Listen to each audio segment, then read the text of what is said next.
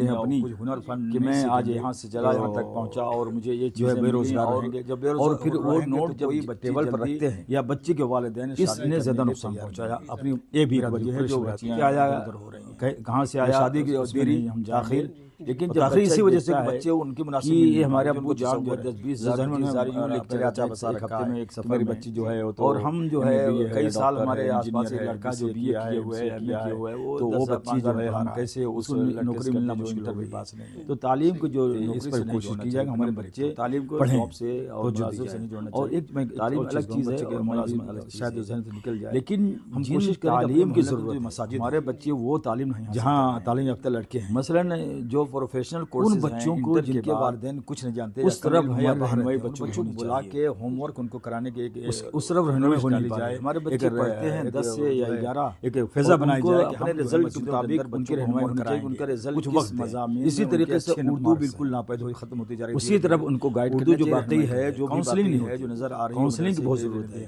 ہمارے بہت سارے بچے کاؤنسلنگ نہ ہونے کی وجہ سے تعلیم جتنے بھی اردو ماشاءاللہ باقی ہے مدرسے کو دینا ہے تو مدرسے اگر اس کی اہمیت معلوم ہو جائے حفاظ ہیں علماء کرام اگر ہم یہ شارٹ کورس جمعرات بہت سارے پروفیشن تو 2 دن ہی پڑھائیں 2 سال کے 3 سال کے 4 سال کے کورسز ہیں ضروری نہیں کہ آپ بڑے بڑے کورسز کریں اور اس کے ذریعے بہت فوائد حاصل کریں مدارس وجہ سے اچھی بہت بڑا اہم رول ہے جو مشارکت کا رول